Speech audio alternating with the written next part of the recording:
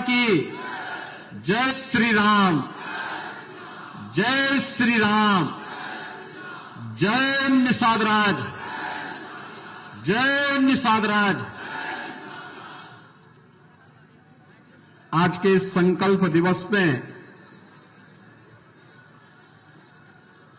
इस पूरे कार्यक्रम के संयोजक और आयोजक उत्तर प्रदेश सरकार में मेरे वरिष्ठ सहयोगी निषाद राज पार्टी के राष्ट्रीय अध्यक्ष डॉक्टर संजय निषाद जी,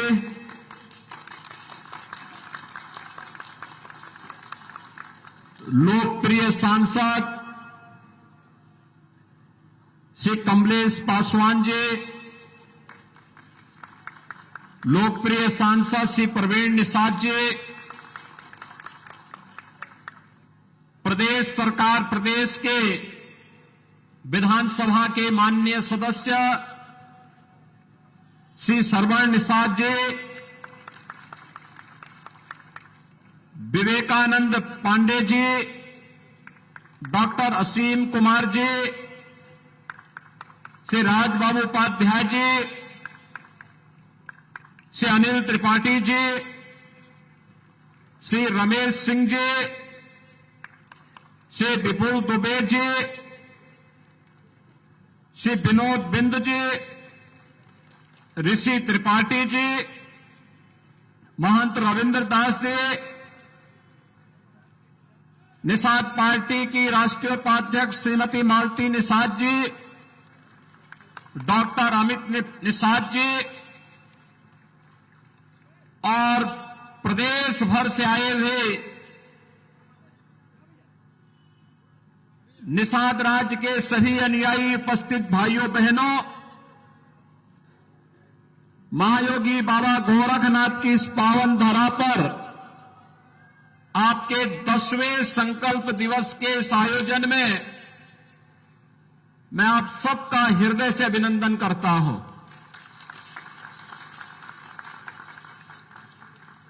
मुझे बहुत अच्छा लगा कि मकर संक्रांति की पूर्व संध्या पर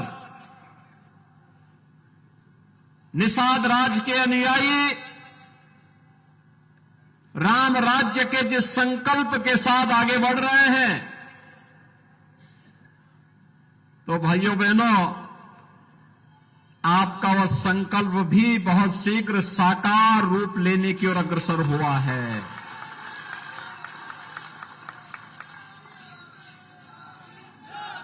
संघर्ष कभी व्यर्थ नहीं जाता है, कभी व्यर्थ नहीं जाता है। और वह संकल्प जो आज से कुछ वर्ष पहले भले ही पिछली सरकारों के कारण निर्दोष निषाद नौजवानों को जबरदस्ती गोलीकांड का शिकार बनाती रही हो,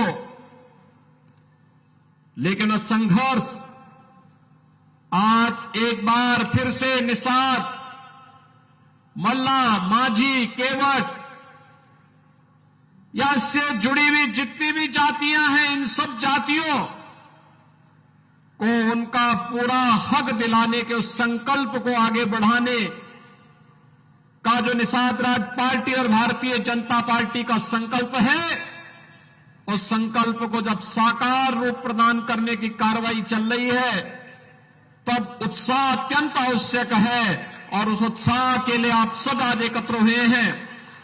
मैं इसके लिए आप सबको हृदय से धन्यवाद देता हूं। भाइयों बहनों, आज ही सुबह आदरणीय प्रधानमंत्री जी ने दुनिया के सबसे लंबे रिवर क्रूज का शुभारंभ काशी की धरती से किया है।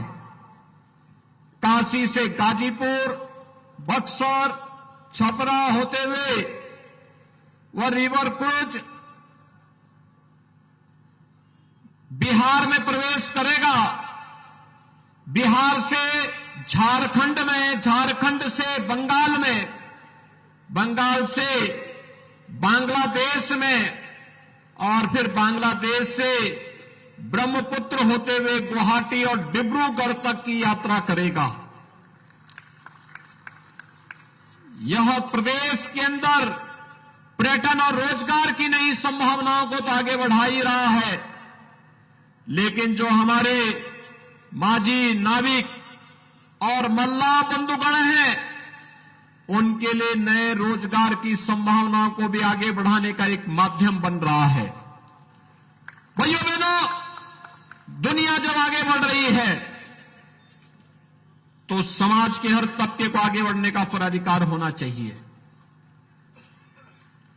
हम आभारी हैं प्रधानमंत्री मोदी जी के। उन्होंने बिना भेदभाव के समाज के प्रत्येक तबके को आगे बढ़ने का भरपूर अवसर दिया। मत्स्य संपदा योजना इसी श्रेणी का हिस्सा है और उन्हीं की प्रेरणा से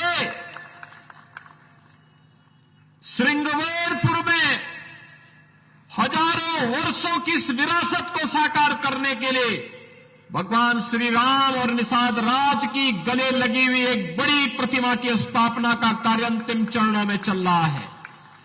कभी उस क्षेत्र में कुछ लोगों ने कब्जा कर लिया था, निषाद राज का नाम पूरी तरह हटा दिया गया था, लेकिन 2017 में प्रदेश में जब सरकार बनी तो सरकार ने वहां पर निषाद राज के उस पार्क के निर्माण के साथ डबल इंजन की सरकार ने जब कार्य प्रारंभ किया तो भाइयों बहनों, आज वहां पर न केवल हजारों वर्षों की निषाद राज की परंपरा और विरासत, बल्कि भगवान राम और निषाद राज की मैत्री का वह स्थल एक बार फिर से साकार हो रहा है, जब भव्य प्रतिमा की स्थापना का कार्य वहां पर अंतिम चरणों में चल रहा है।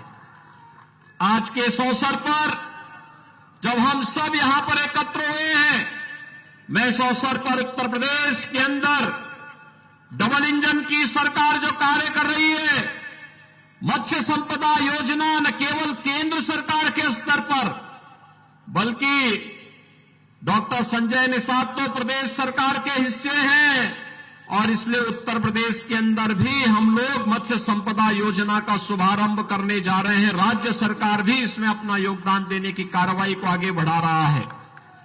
प्रदेश के अंदर हम लोगों ने पहले ही इस बात को सुनिश्चित किया है, गांव के तालाब हो या अन्य जो भी ऐसे कार्य होने हैं, उनमें मत्स्य पालकों के पट्टाधारकों के लिए भी प्राथमिकता निषाद, विंद, केवट, मल्ला, माझी या इनसे जुड़ी हुई जातियों को प्राथमिकता के आधार पर इसे प्राप्त होना चाहिए और राज्य सरकार इसे पहले ही पालन कर चुकी है।